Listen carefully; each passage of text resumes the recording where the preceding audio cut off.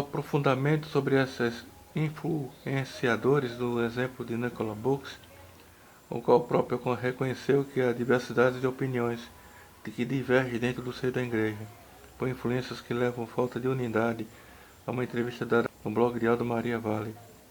Uma postagem de 13 de outubro com o título A Unidade Alcançada pela Verdade, tradução literal em português.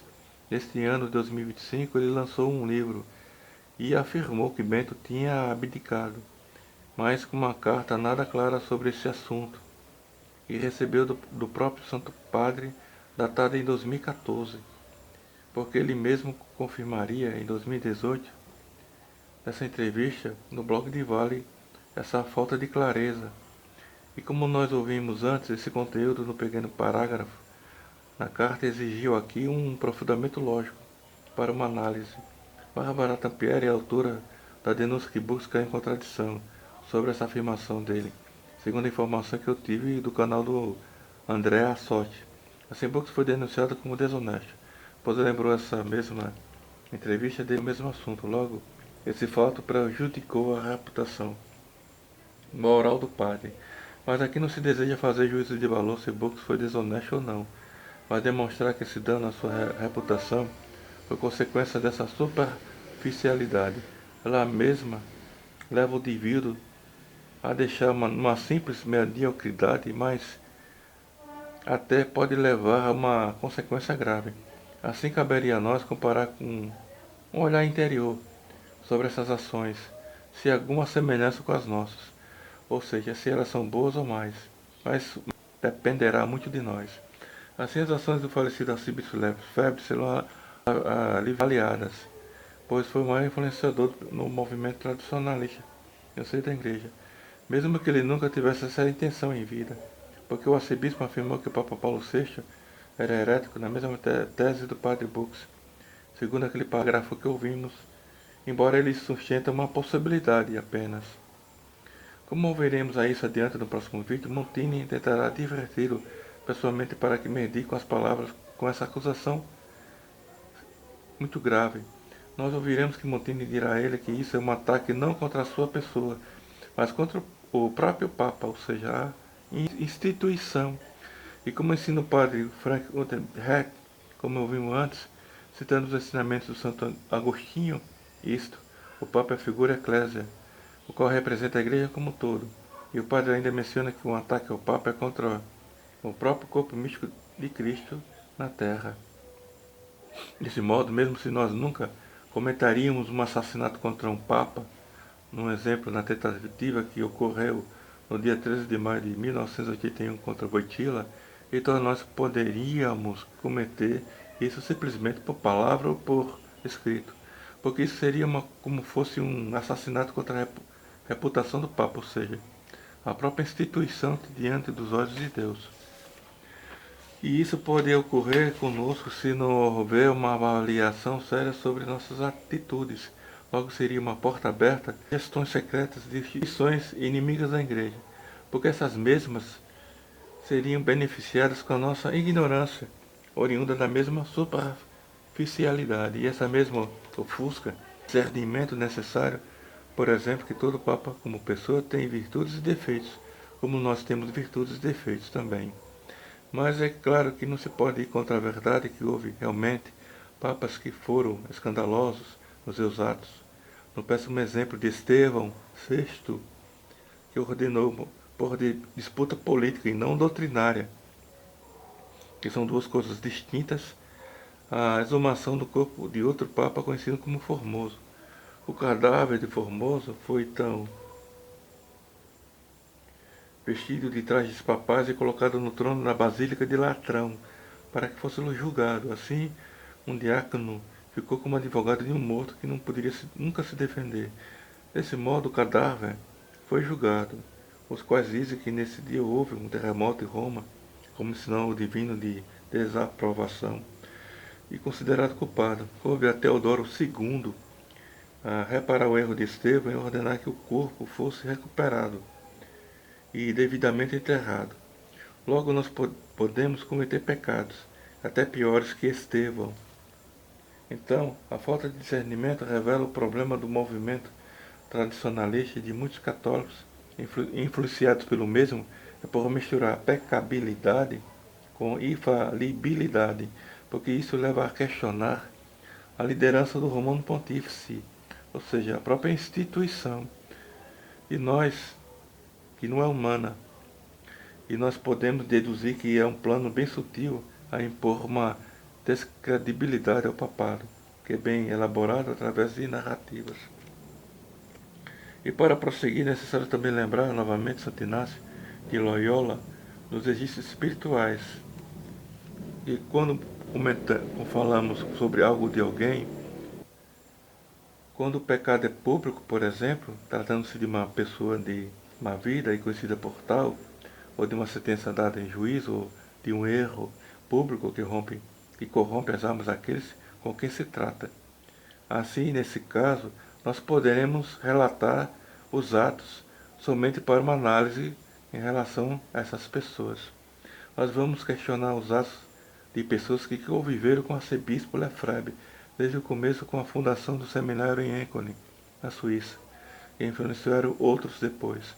Assim nós vamos citar algumas ações de influenciadores que foi de conhecimento público de todos. O primeiro padre Marie-Dominique Philippe. Padre Philippe foi um dos principais pessoas próximas que influenciou Lefebvre a fundar um seminário, que relata o padre Paulo Alain Genier, um dos primeiros padres da Fraternidade São Pio X, que era muito próximo ao arcebispo. Diz ele, abre aspas, lembro de uma conversa que tive um dia com o arcebispo Lefebvre, era o ano letivo de 1970 e 71. Íamos de Friburgo para Enkhuizen. Ele falava de uma nova atitude do padre Maria Dominique Philippe em relação à missa, à reforma litúrgica. Só Deus sabe se esse último esteve envolvido na fundação do seminário Burgur. Assim o vejo na biblioteca particular do professor Fay. Em seu apartamento em Friburgo, havia 5 deles ao redor da pequena mesa da biblioteca. Vejo novamente o professor, à esquerda o arcebispo Lefebvre, em frente o padre Abade de Altérias, o reverendo padre Marie Dominique, que à sua frente, um pouco meio mais atrás, seu servo, e o padre Piquet, um amigo do seminário francês de Santa Clara, a quem o arcebispo Lefebvre protegia. Era junho de 1969, o arcebispo Lefebvre descrevia a situação da igreja, o sacerdócio e a ruína de toda a formação sólida. Os dons religiosos o encorajaram a fazer algo, a fundar uma fundação. O reverendo padre Marie Dominique, muito vibrante, demonstrava admiração e entusiasmo. Prometeu seus serviços e apoio. O padre Abade garantiu-lhe acolhida em sua abadia. O reverendo padre Marie Dominique foi particularmente insistente. Fonte Trad News, postagem 21 de março de 2004, Ateleia número 54. Fecha parênteses.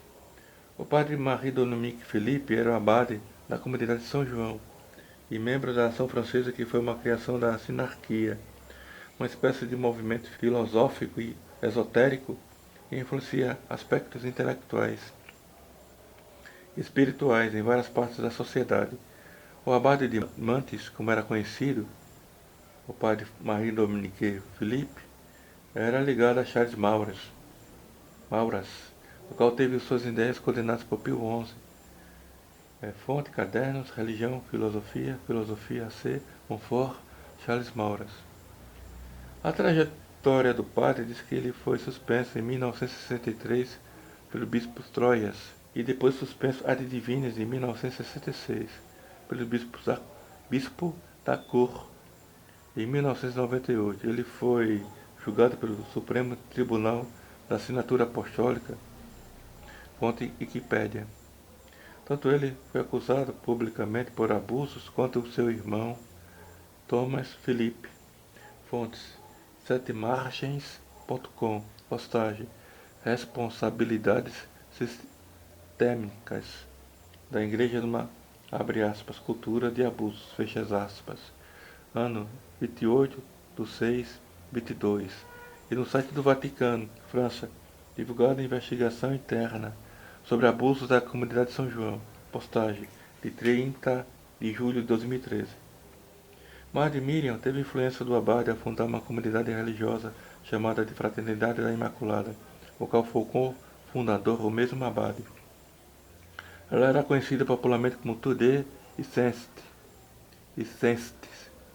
Essa mesma comunidade teve o nome nomeado como Pequenas Irmãs de Israel, após uma provável iniciação da feira numa visita a Israel. E Gabriel Matzneff apresenta presença marcante. Um ativista pedófilo. Fonte Wikipédia. A mesma comunidade. Em 1986, uma ex-freira, que se chamava Diane Talense, denunciou que havia uma, abre aspas, pressão psicológica, fecha aspas, humilhações e abusos físicos dentro da comunidade de Miriam. Revista Golias, número 5, novembro e dezembro de 2005. E essa comunidade tinha aprovação experimentada por Armand François Le Bourgeois, bispo de Atum, mas essa aprovação foi retirada. Houve idas e vindas para Miriam e sua comunidade, que se encerrou de vez com o decreto do cardeal Félix Barbarin, na diocese de Lyon, numa decisão, abre aspas, rara e grave, fecha aspas, tomada por causa das orientações da comunidade. Em 2005, a comunidade passou por investigação criminal. O segundo trata-se do professor Bernard Fay. Fay estava na reunião junto com Marie-Dominique Philippe, como ouvimos agora há pouco, e ambos influenciaram pessoalmente o arcebispo a fundar o primeiro seminário. Fay é citado no documento de segurança nacional francesa, Persecution por des síntese de 954 arquivos sinacares, 19 de setembro de 1955, página 2. Como mesmo membro na mesma sinarquia. Está na fonte aqui, news.ordr.bis, em francês, Le Complot Traditionnaliste contre l'Église. Publicação de 9 de novembro de 2022. O terceiro trata-se do Dr. Ramar Kumarasamy e revela uma influência discreta e que poucos aqui no país conhecem esse fato. Ramar Kumarasamy era filho de Amanda Kumarasamy, o qual foi um dos fundadores da filosofia perennialista, junto com Guénon, que é sinônimo de tradicionalismo. Vem de tradicional. O professor Orlando Fedeli diz que é uma palavra ambígua, que pode significar cabalá ou simplesmente cabala, conforme que é mais conhecida popularmente aqui no país. Ela é uma heresia judaica e a sua origem é gnóstica. Amanda, amigo de Aleister Crowley, que defendia o sexo livre e a prática ocultista. A quarta esposa de Amanda teve um caso com Crowley e se chamava Louisa Rothstein, uma judia criada na tradição hindu. Após a morte do pai, Ramar diz que ter se convertido ao catolicismo, ao dizer que não teve oportunidade de a dedicar ao hinduísmo, enquanto morava nos Estados Unidos da América. Assim ele teve naturalmente essa influência do pai Amanda e também de Guénon. Depois Ramar torna-se padre numa ideologia oriunda do tradicionalismo, o sedivacantismo, embora tivesse o estado civil de casado. A fonte é no mesmo site francês. E Kumarasamy era conhecido por Marcel Lefebvre. O arcebispo permitiu sua presença no seminário nos Estados Unidos da América para lecionar seus seminaristas, o qual influenciou ideias sedivacantistas aos mesmos.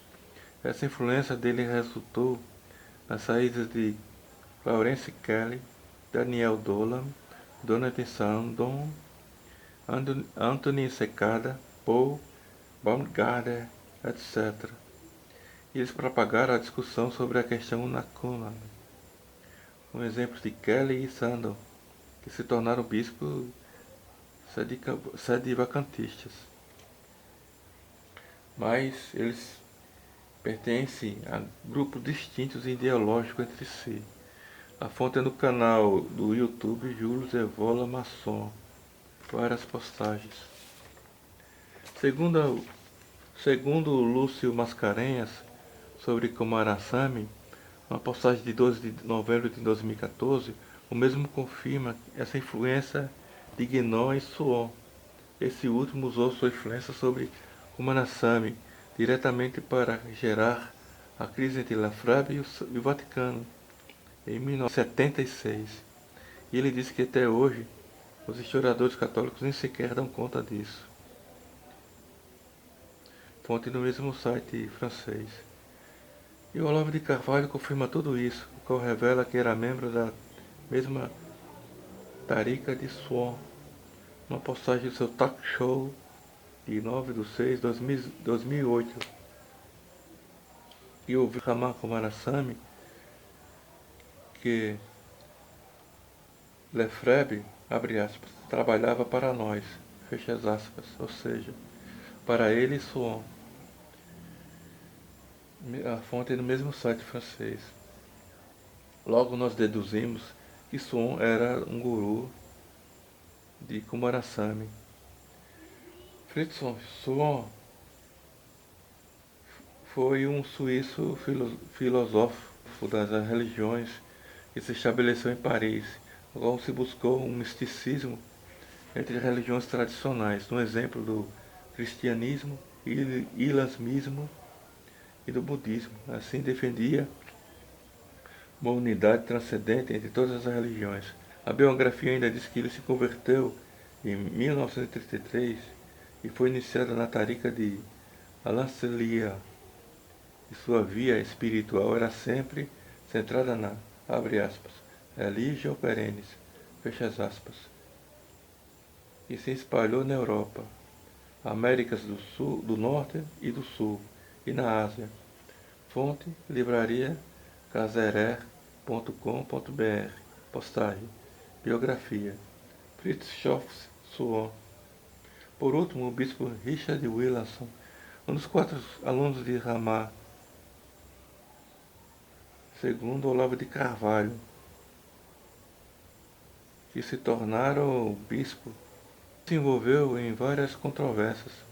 Um exemplo de um apoio a Alexander Duncan, filósofo ligado a Kabbalah, ou a Cabala.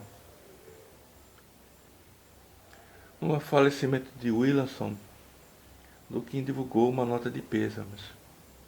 Abre aspas. O bispo tradicionalista católico Richard Williamson, ex-conselheiro espiritual da princesa Diana, o opotente declarado do globalismo e do liberalismo, faleceu.